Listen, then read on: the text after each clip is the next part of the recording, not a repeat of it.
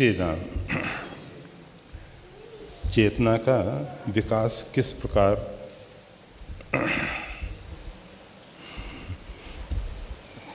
से हो, जो भी है।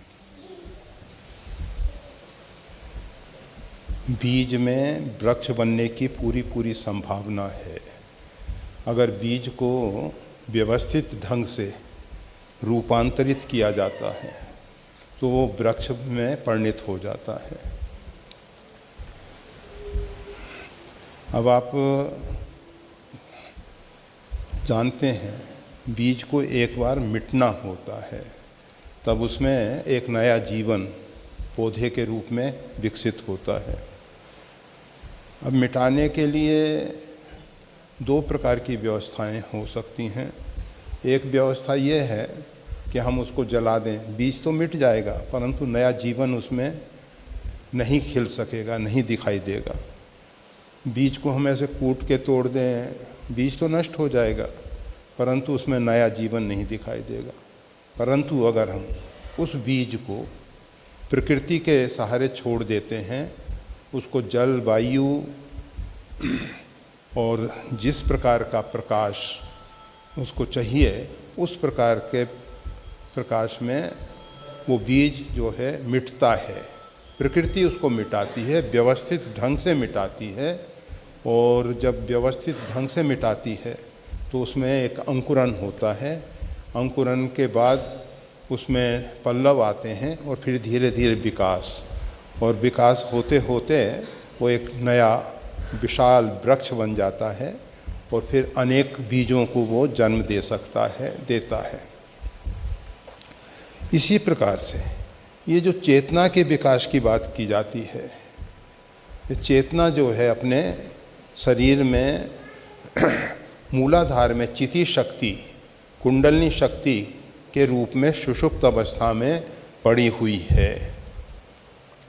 उस चिति शक्ति को, उस कुंडलिनी शक्ति को जागृत किया जाता है। जागृत करने के लिए अनेक प्रकार की क्रियाएं हैं। उसमें हठ योग जो घेरण संहिता में उसका बहुत उल्लेख है, और एक शक्तिपात के द्वारा, फिर मंत्र जपों के द्वारा, और मंत्र जप के साथ साथ कुछ आसन, प्राणायाम इत्यादि हैं और योग की कुछ क्रियाएं हैं जिसके माध्यम से ये जो चिति शक्ति है ऊर्ध्वगमन करती है।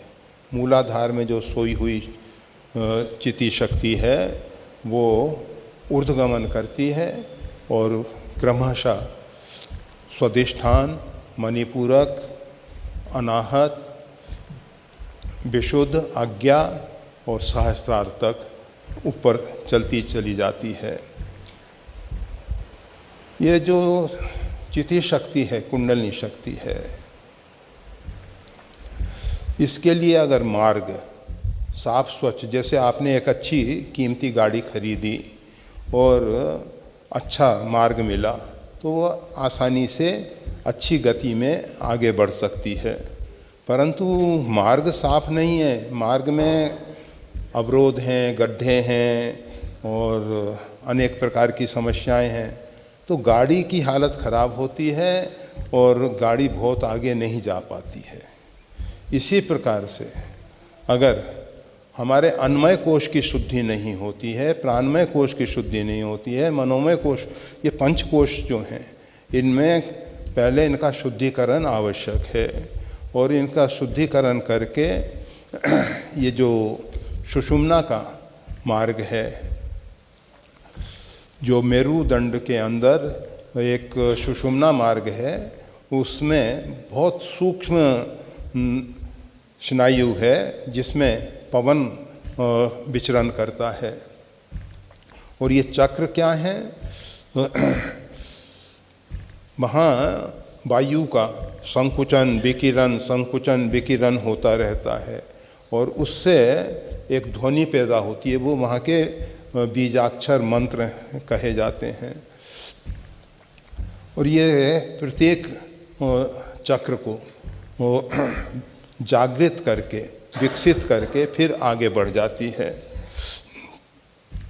मूलाधार से मणिपूरक तक का जो क्षेत्र है काफ़ी महत्वपूर्ण क्षेत्र है। मणिपूरक क्षेत्र के आगे बढ़ने के बाद समस्याएं कम हो जाती हैं और पतन होने की संभावनाएं लगभग नहीं रहती हैं। परंतु जब तक मणिपूरक क्षेत्र पे नहीं पहुंचा है तब तक काफ़ी कुछ समस्याएं हैं। अब इस विषय में हम सब जो हैं परमात्मा के शरणागति योग की बात करते हैं और जो सिद्ध सांभव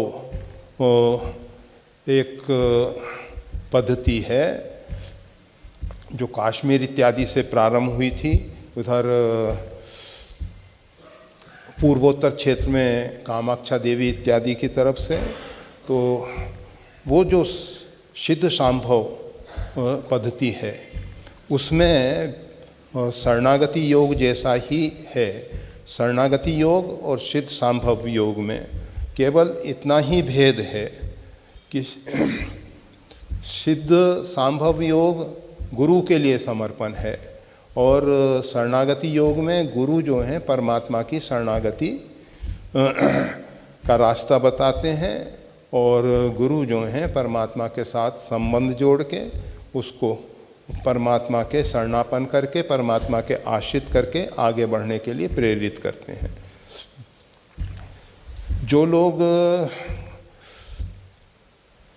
परमात्मा को केवल निर्गुण निराकार रूप में देखते हैं उन लोगों के लिए सिद्ध सांभव, क्योंकि गुरु जो हैं सगुण साकार रूप में उनके यहाँ स्थित हैं। परंतु हम सब परमात्मा को निर्गुण निराकार रूप में भी स्वीकार करते हैं, सगुण साकार रूप में भी स्वीकार करते हैं। परमात्मा के लिए ऐसा कोई प्रतिबंध नहीं है कि परमात्मा केवल निर्गुण ही है, सगुण नहीं हो सकता। क्यों नहीं हो सकता? वो सर्वसमर्थ है। परमात्मा को किसी भी दायरे में, किसी भी बंधन में नहीं बांधा जा सकता। परमात्मा हमारे मन बुद्धि का विषय नहीं है। परमात्मा जो है जब हमारे मन बुद्धि शांत हो जाते हैं, जिसको तुर्यावस्था कहते हैं, उस तुर्यावस्था में उस परमात्मा की अनुभूति होती है। वैसे वो परमात्मा तो तुर्यातीत है, तुर्यावस्था से भी आगे है। हम सब जागृत, स्वप्न और सुषुप्ति तीन अवस्थाओं को जानते हैं, परंतु ये योग का बड़ा विषय है। फिर भी संक्षिप्त में थोड़ा परिचय आपको दे रहे हैं। तो ये जो शरणागति योग है, इसमें परमात्मा स्वयं कृपा करके इन कोशों का शुद्धिकरण करते हैं और उसके लिए जो जो आवश्यकता होती है उस प्रकार के आसन, प्राणायाम इत्यादि साधक के अंदर होते हैं। दूसरी विधि वो है कि जो हम स्वयं पहले यम नियम का पालन करें, जो पतंजलि का अष्टांग योग है। उसमें हम सब पहले यम नियम का पालन करें, उसके बाद आसन, उसमें आसन का अभ्यास करें और मुख्य रूप में पद्मासन, स्वस्तिकासन, सिद्धासन, इनमें हम 3 घंटे तक जब आसानी से बैठ सकें, इसमें बैठने में हमको कोई तकलीफ़ ना हो, मेरुदंड हमारा सीधा हो, और ऐसी स्थिति में फिर साधना में आगे बढ़ा जाता है। फिर प्राणायाम के बाद प्रत्याहार है।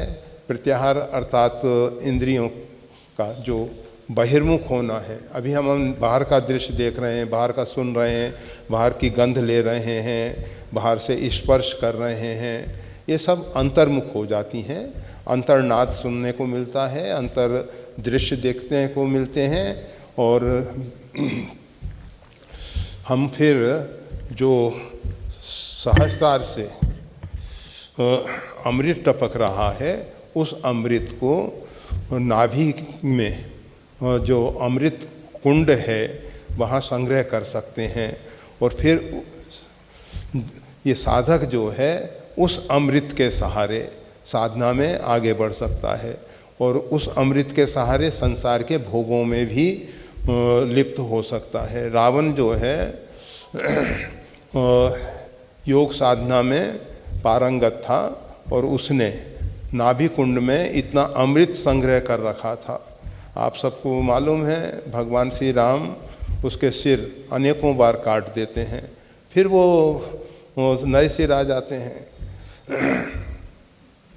उसका कारण क्या है? विभीषण ने बताया, नाभि कुंड पीयूष वश जाके, इसके नाभि कुंड में अमृत का वास है।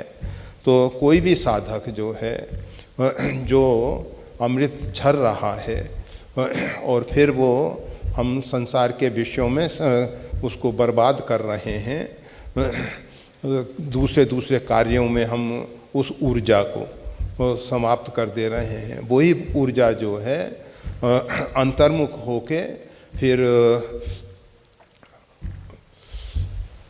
ऊपर की ओर आगे बढ़ते हुए शिव और शक्ति का योग कराती है। तो जब शिव और शक्ति का योग होता है, पुरुष और प्रकृति का योग होता है, तो ये जीव जो है पूर्णत्व की प्राप्ति करता है। और फिर पूर्णत्व की प्राप्ति के बाद इसकी चित्त की वृत्तियाँ एकाग्र होती हैं और एकाग्र चित्त से फिर ये क्रमशः आगे आगे बढ़ सकता है। तो इस प्रकार से ये चेतना के विकास के लिए व्यवस्थाएं हैं। अगर किसी को रुचि हो तो व्यवस्थित किसी योग्य मार्गदर्शक के संरक्षण में योग साधना में प्रवृत्त हो, अथवा परमात्मा के शरणापन होके परमात्मा की शरणागति स्वीकार करके, जैसा गीता में भगवान ने कहा है, सर्वधर्मान परित्यज्य मामेकम शरणम व्रज अहम तम सर्वपापेभ्यो मोक्षयिष्यामि मा शुच। अर्जुन, तू सब धर्मों को छोड़ दे, केवल मेरे आश्रित हो जा, मेरी शरण में आ जा, मैं तेरे को सब पापों से रहित कर दूंगा।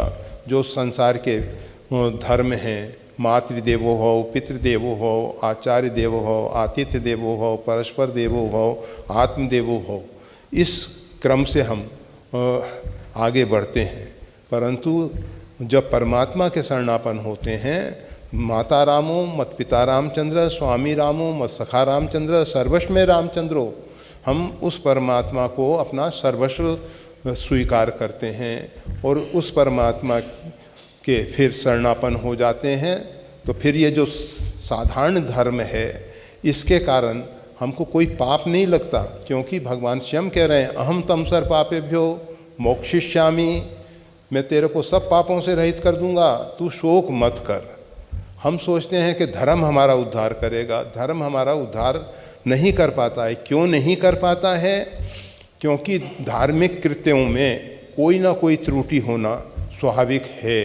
हम मंत्रों का जाप करते हैं, मंत्रों के उच्चारण करते हैं, सही उच्चारण ना होने के कारण उसमें कोई ना कोई त्रुटि हो जाती है और वो उसका विपरीत परिणाम आने की पूरी संभावना है। हम अहिंसा व्रत लेते हैं, परंतु कहीं कहीं हिंसा आवश्यक हो जाती है। एक व्यक्ति अपने राष्ट्र पे आक्रमण कर रहा है, हम अपनी राष्ट्र की सुरक्षा के लिए कहने नहीं हम तो अहिंसक हैं, तो हमारा राष्ट्र बर्बाद हो जाता है। इसी प्रकार से एक माता बहन के ऊपर कोई अत्याचार अनाचार हो रहा है, हम उसको कहने हम तो अहिंसक हैं, हम इसको, तो उसका विपरीत परिणाम अर्थात हमने माता बहन की रक्षा नहीं की, हम में सामर्थ्य थी, शक्ति थी, फिर भी हमने ऐसा नहीं किया, हम अपराधी हैं। और उस अपराध के कारण वो जो अहिंसा का धर्म है उससे भी हमारा उद्धार नहीं हो पाता है। इसी प्रकार से सत्य जो है, धर्म न दूसर सत्य समाना, अहिंसा परमो धर्म, रामचरितमानस में भी और अन्य ग्रंथों में भी प्रगट चार पद धर्म के कल में एक प्रधान, येन केन बिन दीने दान करई कल्याण। ये सत्य, अहिंसा, दान, इन सब के विपरीत परिणाम प्राचीन इतिहासों में भरे पड़े हैं। महाराज दशरथ सत्य का निर्वाह करने के लिए आगे बढ़े, परंतु उनके सामने एक विडंबना पैदा हुई। माता कैकेयी को दिए हुए वरदान उनको पूर्ण करें, अथवा जो प्रजा के सामने उन्होंने घोषणा की थी कि कल राम को रामई देहूँ काल युवराजू, कल मैं राम जी को युवराज पद पे अभिषिक्त कर दूंगा। अब उनके सामने एक बड़ी विडंबना पैदा हो गई कि कौन सा सत्य का पालन किया जाए, और ऐसी स्थिति में वो कुछ बोले नहीं। भगवान श्री राम ने अपने पिता को सत्य प्रतिज्ञ बनाने के लिए, माता कैकेयी को दिए हुए वरदान की पूर्ति करने के लिए माता कैकेयी से जानकर उस दिशा में आगे बढ़ गए।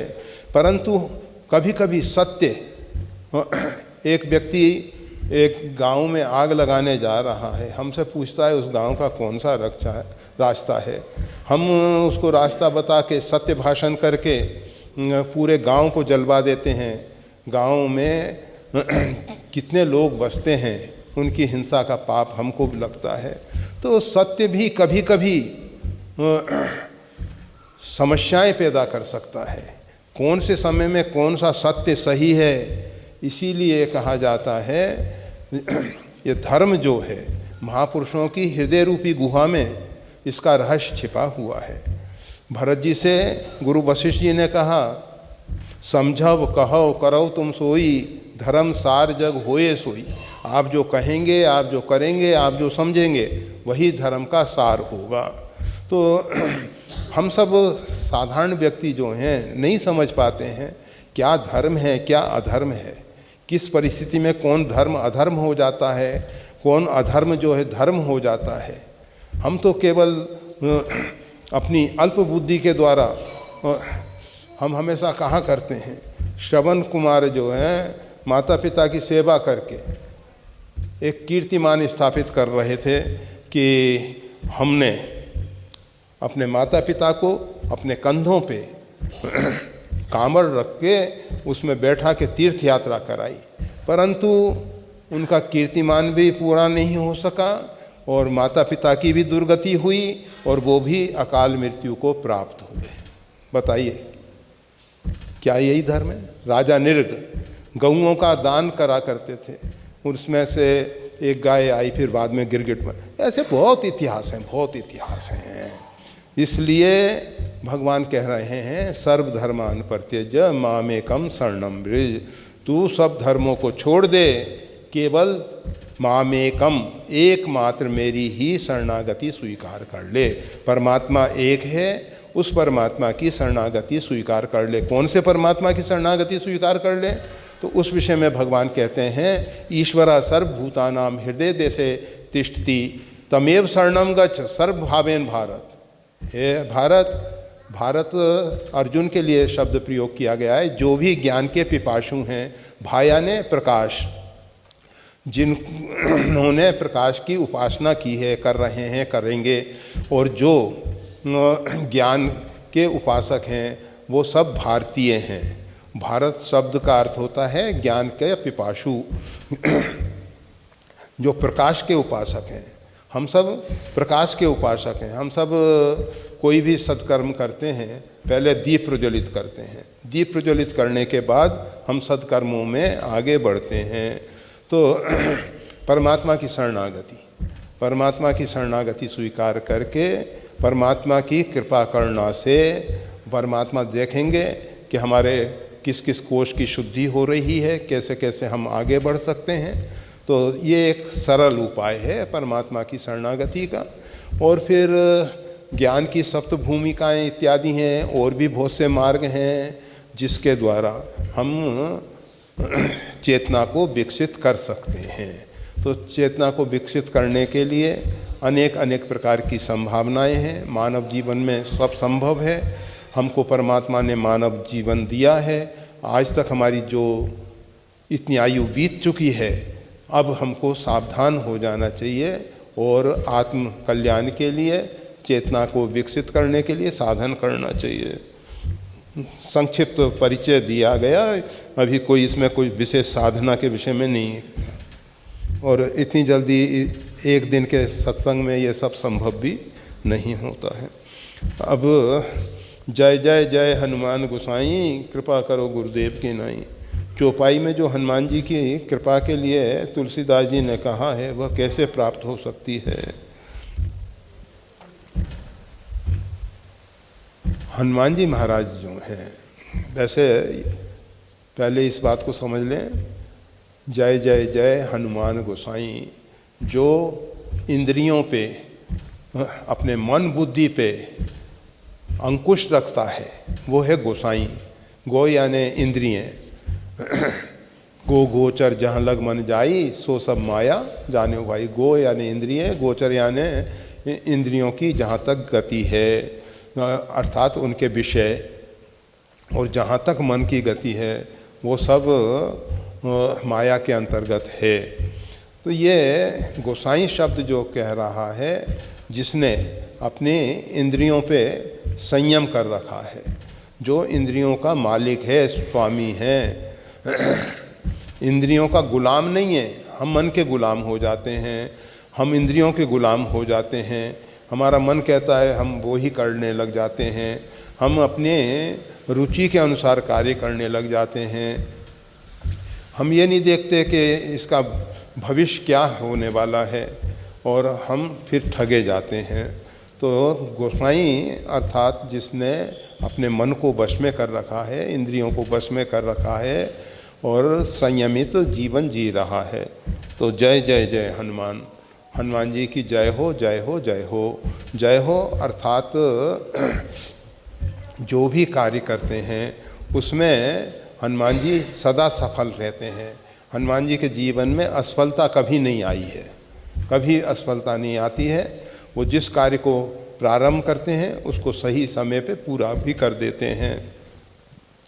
और जब कोई व्यक्ति हनुमान जी की शरणागति स्वीकार करके, हनुमान जी का आश्रय लेके साधना में प्रवृत्त होता है, तो हनुमान जी महाराज जो हैं उसको उसके कार्य क्षेत्र में सफलता प्रदान करने के लिए सहयोग करते हैं, और उसका सही दिशा में सही पुरुषार्थ होता है, तो हनुमान जी की कृपा से वो सफल होता है। उपास्य के गुण उपासक में आते हैं। हम जिसकी उपासना करते हैं उसके गुण हमारे अंदर आने लग जाते हैं। हनुमान जी की हम उपासना करेंगे तो हनुमान जी के गुण हमारे अंदर आएंगे। इसमें कहा गया है कृपा करो गुरुदेव की नाई। गुरु अर्थात वंदे बोधमयम नित्यम गुरुम शंकर रूपिणम। गुरु जो हैं शंकर रूप में हैं, वंदे बोधमयम नित्यम, जो ज्ञानमय हैं, जो नित्य हैं। गुरु अनित्य नहीं होता, गुरु मर गए ऐसा नहीं होता। गुरु तो अजर अमर हैं। केवल हाड़ मांस के शरीर में कुछ समय के लिए लीला करने के लिए स्थित हुए थे। उन्होंने अनेक जीवों का उद्धार किया, कल्याण किया, फिर अपनी लीला का संवर्ण करके फिर आगे अपनी लीला के अनुसार आगे के लिए प्रस्थान कर जाते हैं। तो गुरु जो हैं, जैसे शंकर जो हैं संहारकर्ता देव भी हैं, परंतु संहारकर्ता देव परावर्तन के लिए हैं, परिवर्तन के लिए हैं। और गुरु भी हम सबको, हम जो माइक संसार में जी रहे थे उस माइक संसार से बाहर निकाल के हमको एक दूसरा दिव्य जीवन, डिवाइन लाइफ प्रदान करते हैं, दिव्य जीवन प्रदान करते हैं, और उसकी साधना से हम आगे बढ़ते हैं। तो श्रीमद् गोस्वामी तुलसीदास जी के जीवन में गुरु का बहुत ऊंचा स्थान रहा है। गोस्वामी तुलसीदास जी का चरित्र आपको विदित होगा कि मूल नक्षत्र में इनका जन्म होने से इनके पिता ने इनका मुख नहीं देखा। वो भी ज्योतिष के प्रकांड विद्वान थे, और उन्होंने देखा कि इस बच्चे का जन्म इस प्रकार के नक्षत्र में हुआ है तो पिता के लिए अच्छा नहीं है, तो उन्होंने मुंह नहीं देखा। माता जो है 3 दिन के बाद शरीर छोड़ के स्वर्ग सिधार गई। उनकी एक चुनिया दासी थी, वो पालन कर रही थी, परंतु समाज में ऐसी स्थिति पैदा हो गई थी कि गोस्वामी तुलसीदास जी को जो पालन करेगा वही नष्ट हो जाता है, इसलिए उनका लालन पालन करने वाला कोई नहीं। फिर भगवान शंकर ने पार्वती जी से कहा कि ये होनहार बालक जो है राम बोला, क्योंकि जन्म के समय उन्होंने जैसे बच्चे रोते हैं इसी प्रकार से उन्होंने भगवान का नाम लिया था, इसलिए उनका नाम ही राम बोला रख दिया गया था। और गोस्वामी तुलसीदास जी को फिर पार्वती जी ने अपने हाथ से पायस खिलाया और स्वयं लालन पालन करने लगी, परंतु अन्य महिलाएं छिप छिप के देखती थीं कि इनका पालन कौन कर रहा है।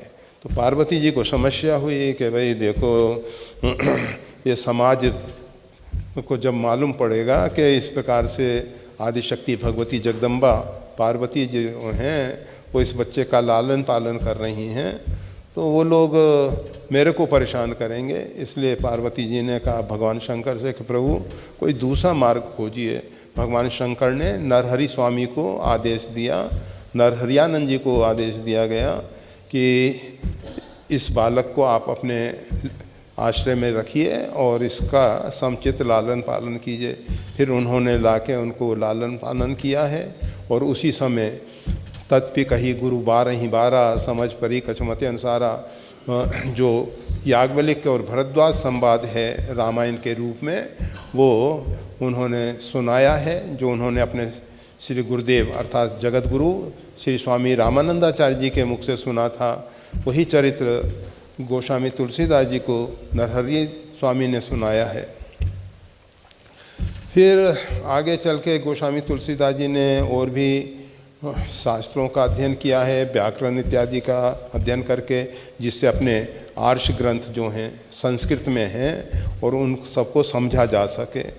क्योंकि व्याख्याएं जो होती हैं, उसके अनुवाद जो होते हैं, भाष्य जो होते हैं ग्रंथ के, वो सही अर्थ नहीं बताते हैं। उसमें कुछ ना कुछ अपना पक्षपात होता है। जो भी अर्थ घटित करता है उसमें अपने ढंग से उसका अर्थ कर लिया जाता है। तो इसलिए मूल भाषा का बोध होने से ही अपने आर्ष ग्रंथों को, संस्कृत के ग्रंथों को समझा जा सकता है।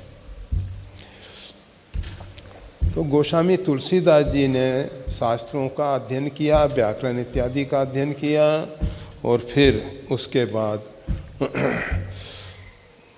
साधना में प्रवृत्त हुए, साधना की और फिर समाज के कल्याण के लिए, भगवान के साक्षात्कार के बाद समाज के कल्याण के लिए रामचरितमानस जैसा पवित्र ग्रंथ इत्यादि दिया। तो गोस्वामी तुलसीदास जी महाराज कह रहे हैं कृपा करो गुरुदेव की नाई। जिस प्रकार से गुरुदेव ने उनके जीवन में पूरा जीवन बदल दिया और पूरे जीवन को भक्तिमय बना के भगवान के शरणापन करके उनको भयो भांगते तुलसी तुलसीदास। गोस्वामी तुलसीदास जी कहते हैं कि भांग जैसा मादक पौधा वो भी भगवत कृपा से तुलसीदास, तुलसी का पौधे के समान पूजनीय, वंदनीय, भगवान के सेवा में आने वाला बना दिया गया। तो ये सब गुरु कृपा से हुआ। तो यहाँ कहा जा रहा है कृपा करो गुरुदेव की नाई। अब वो गुरुदेव की कृपा कैसे प्राप्त हो सकती है? बस हनुमान जी महाराज से प्रार्थना की जाए। हनुमान जी जो हैं त्रिभुवन गुरु, साक्षात भगवान शंकर के ही अवतार हैं, रुद्र अवतार हैं, और वो कृपा करके या तो स्वयं आपको गुरु रूप में मार्ग प्रदर्शन देंगे अथवा कोई ऐसे महापुरुष को आपके जीवन में बता देंगे जिसके द्वारा आपका उद्धार हो सकता है, कल्याण हो सकता है। देखो समय के हिसाब से हम संक्षिप्त में ही करते चले जा रहे हैं।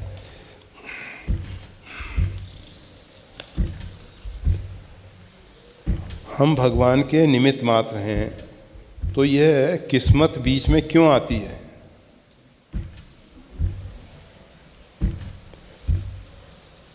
हम परमात्मा के यंत्र हैं। भ्रामय सर्वभूतानि यंत्र रूढ़ानी माया। भगवान जो हैं अपनी आदिशक्ति भगवती जगदम्बा के माध्यम से इस जीव को नचा रहे हैं।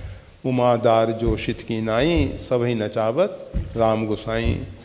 हम केवल निमित्त हैं, ये बात अपने आप में सही है। अब जब ये जीव मूढ़ात्मा जीव कर्ता हमिति मन्यते अपने आप को कर्ता मान लेता है, और ये जो कर्तृत्व अभिमान है इसके कारण ये जीव जो है ये भाग्य के चक्कर में फंस जाता है।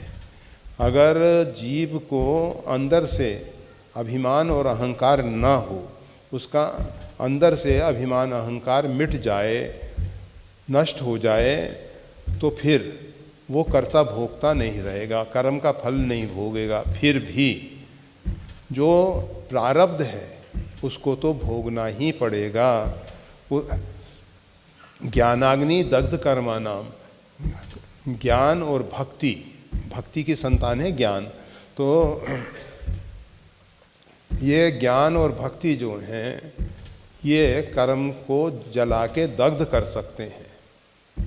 परंतु कौन से कर्म?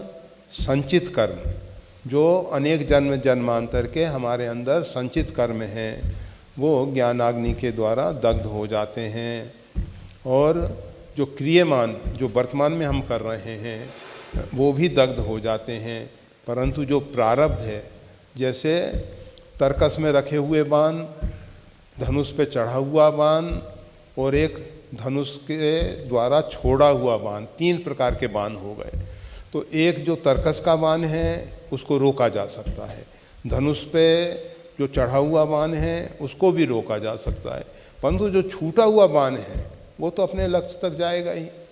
इसी प्रकार से जो संचित कर्म है वो दग्ध हो जाएंगे, जो क्रियमान वर्तमान में हम कर रहे हैं वो भी दग्ध हो जाएंगे। परंतु प्रारब्ध वो तो बड़े बड़े महापुरुषों को भी, सबको ही भोगना पड़ता है, अवश्य में भोक्तव्यम उसके लिए।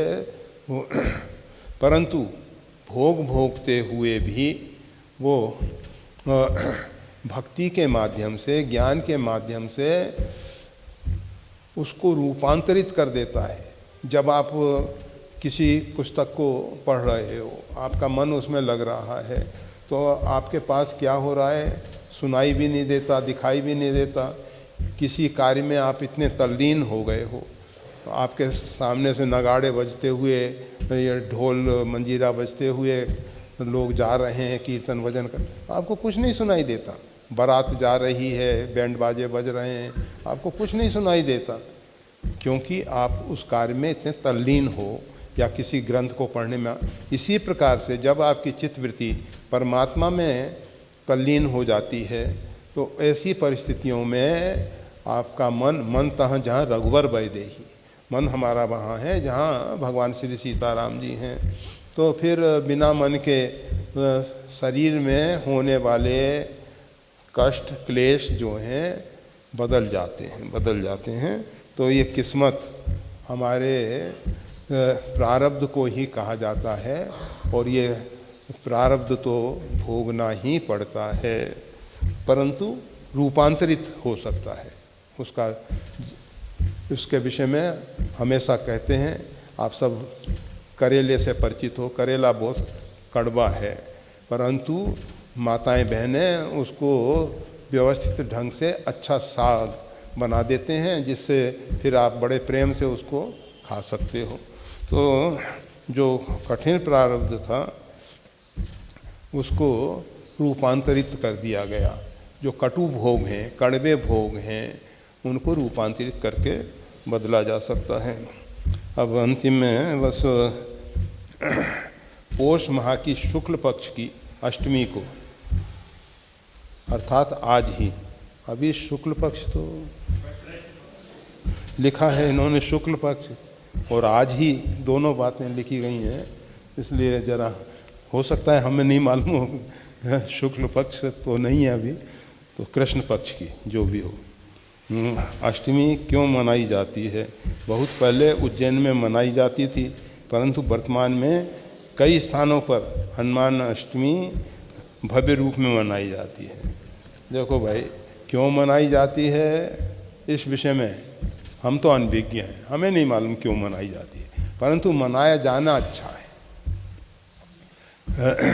हनुमान जी के निमित्त, हनुमान जी का स्मरण है, पूजा पाठ है, और हनुमान जी की जो प्रसन्नता है रामचरित से, रामायण से और राम नाम से होती है। तो अगर हनुमान जी को इस प्रकार के आयोजन करके नाम और चरित्र सुनाया जाए अथवा उनको अनेक प्रकार के मिष्ठान का भोग लगा के सबको प्रसाद वितरित किया जाए तो अच्छा है, सब प्रकार से अच्छा है। प्रसाद से बुद्धि शुद्ध होती है और फिर मिष्ठान केवल हम अपने खा लें तो हमको ही तृप्ति होगी, और भोग लगा हुआ प्रसाद अनेक जीवों तक पहुँचेगा, अनेक जीवों का कल्याण करेगा, उनके मन बुद्धि और शरीर सबके लिए हितकारी होगा। अकेले हम ज़्यादा मिष्ठान खाएंगे, डायबिटीज होगी और फिर इंसुलिन के इंजेक्शन लगा लगा के रोज़ परेशान होना पड़ेगा। तो इसलिए अच्छा ये है कि हनुमान जी की अष्टमी, हम तो कहते हैं ऐसे उत्सव रोज़ मनाए जाएं, प्रतिपदा से लेकर पूर्णिमा अमावस्या तक 30 दिन जो महीने के होते हैं, कभी 29 का भी हो जाता है, कभी 31 का भी हो जाता है, जैसा भी हो। तो प्रत्येक दिन उत्सव मनाओ, हनुमान जी की आराधना उपासना करो, खूब उनको प्रेम से चरित्र सुनाओ, रामायण सुनाओ, रामायण के पाठ सुनाओ, कीर्तन करो, भजन करो और नाना प्रकार से अच्छे अच्छे भोग राग लगाओ और सबको प्रसाद दे के श्याम प्रसाद पाओ। जय श्री राम।